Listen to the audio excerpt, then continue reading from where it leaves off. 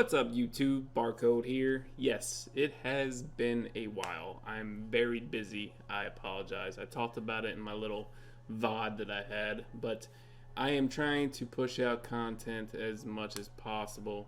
And this is the first video in like 2 to 3 weeks. So I do apologize, but I'm trying, okay? I am putting this video together because there's a new coupon code. Halo has been busy as well. And he finally got me a code, so I'm going to push that out later in the video. Right now I want to talk about really your main goal in Heir of Light, what you should do. There's a lot of players that are actually still coming over from other games, and I'm super excited that more people are coming. I want to talk about the patch notes as well that is coming up, and I'll go over the review real quick. I just want to talk about thank you for your patience in my videos. I want to get more out when I get time, but just be patient with me. I see my subscribers have been going down, and that's probably because they think I quit or something. Even in chat, people think I quit the game. I didn't quit the game. I'm just in full auto mode. I don't have time to talk in chat or anything. I'm literally super busy. So thank you for bearing with me, okay? Alright, so the main topic of this video is your main goal. If you are a new player, early game, mid-game, whatever the case may be, your main goal is to be farming floor 12 awakening dungeons. Okay, this should be the first goal out of anything. You have maybe Omen 10 or something like that, your gear dungeons, but the amount of free gear that they give you in this game, like 6-star gear, and to be able to craft it with the amount of summons they give you, you can use 3-star characters to actually craft purple, which is epic gear, 6-star gear.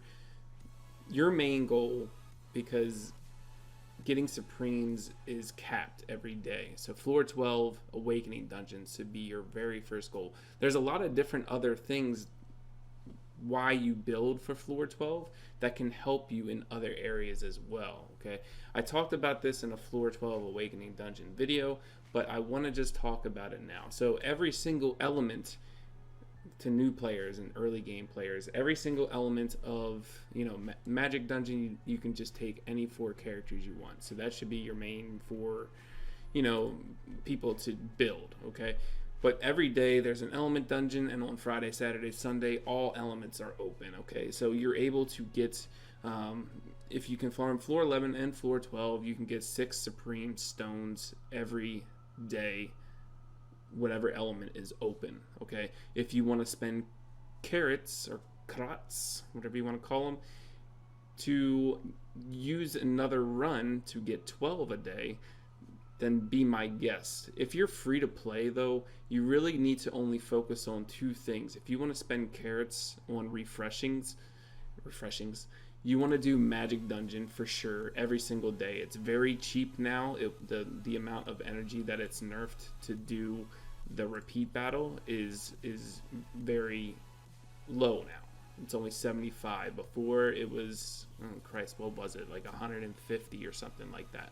So spending the 75 carrots, you can get that in the daily missions, okay? So you should definitely be doing floor 12 repeat with the extra run on floor 11 and floor 12 every single day, no matter what. The magic dungeon, which is the neutral supreme stone, that is the most in demand needed supreme stone there is, because every single character has them, okay? So you definitely want to be getting 12 every single day, okay?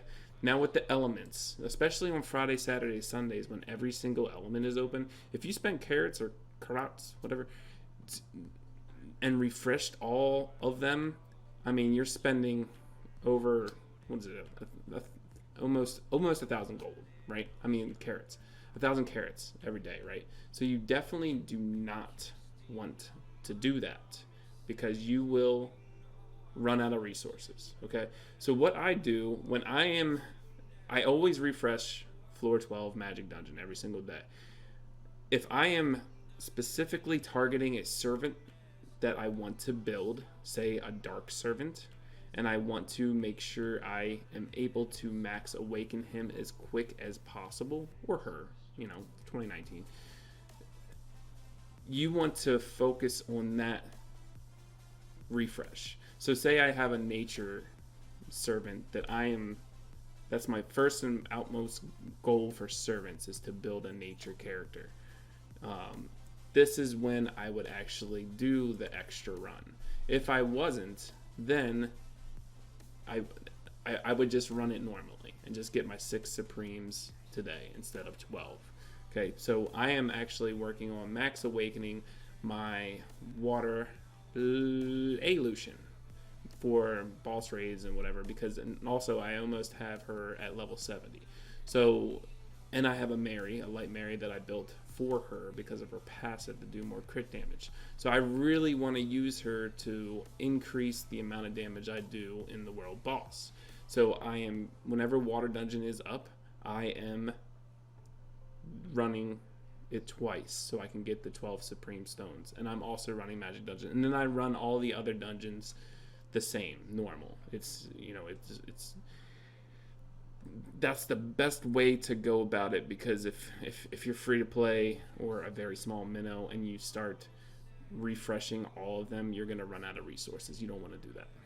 Now that I said like the awakening dungeons should be your first goal, you need 4 characters of every single class for every single element.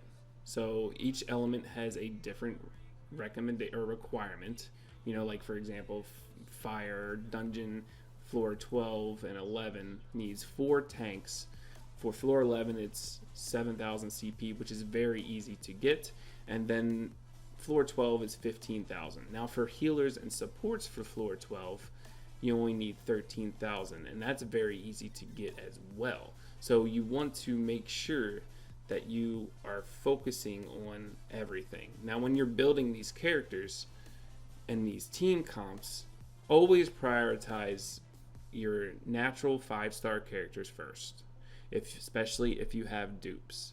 If it's a light and dark natural 5-star character, those characters can actually get to the CP requirements without having a dupe. Just at level 60, if you max awaken them, or even to the 3rd or 4th max awakening level, and put some good gear on them, 6-star gear, you can easily hit the CP requirement that you need for floor 12. Okay, so always look into that. But if you aren't getting dupes of nat 5s towards these floor 12 teams, then you can go into 4-star characters. Okay, so 4-star characters, I mean, there's a lot of different characters you can build. There's a lot of good 4-star characters. Okay, now you also want to think about a couple different things.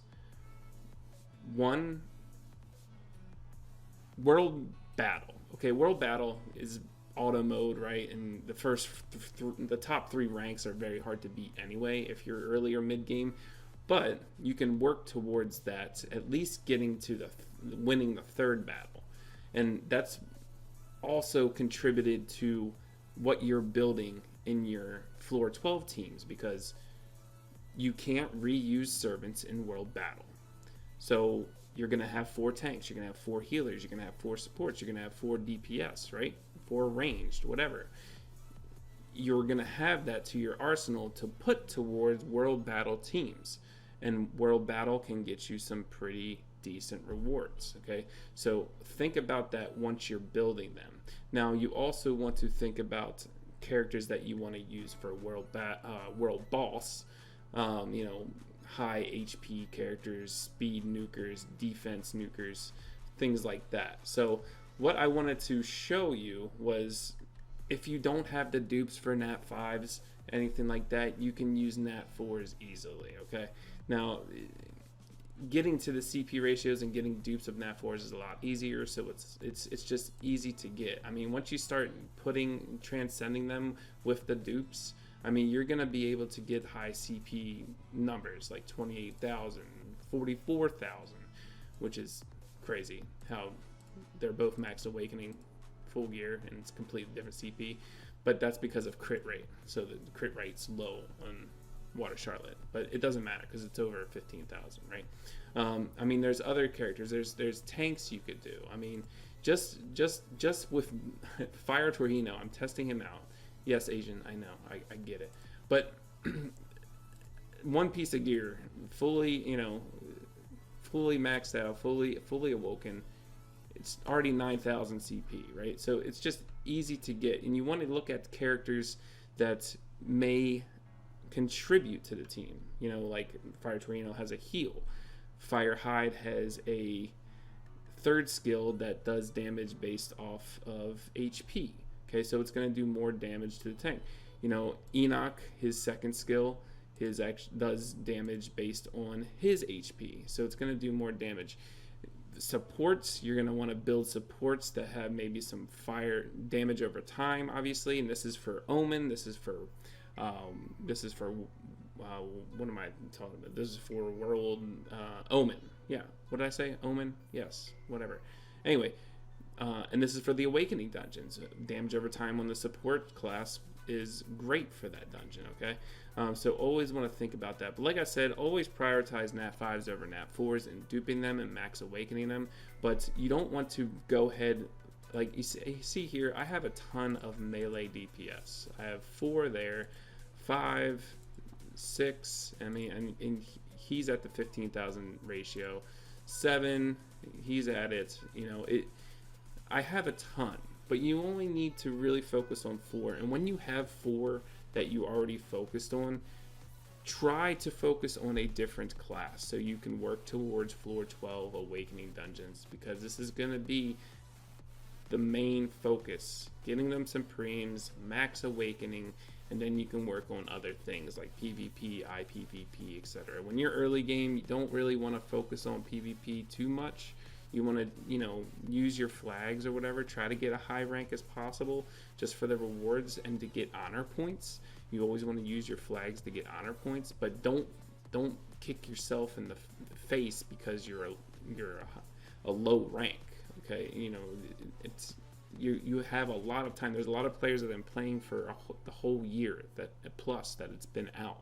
So this is a grind, and you're gonna have to take that and go with it. So, but the best way to get to that end game is to focus on and the quickest is focusing on that floor 12 dungeon. All right, so let's go to the update preview. Okay, first of all, hello, right? Okay, now a lot of you probably think like, you know, it's the same characters that are getting skins. You know, Sphinx is getting a skin, so that's cool, but you got Ram, Blavatsky's getting a skin, so that's cool. Hyde, you know, it's all the same people, but that is okay. They're very highly used in the game. So, you know, I think that's their main thought process is, okay, these characters are in meta, let's give them skins, right? And that's how I feel too. And that's okay. It's whatever. Another thing, I'm going to go over just quick things just to shorten this video as much as possible, but super enhanced system. So this looks very, very debatable whether it's going to be good. This is going to change the game completely. These stats are going to change so much. I mean, overall, PvP wise, I think it's still going to be somewhat balanced. PvE wise, I think PvE it's going to be a lot simpler. I mean, world map is going to get cleared quickly for those that haven't or just haven't been able to because of damage or, you know, survivability or whatever the case may be. You know, I know they're adding an Omen 12 and a Hyde 12, so that's going to help towards that.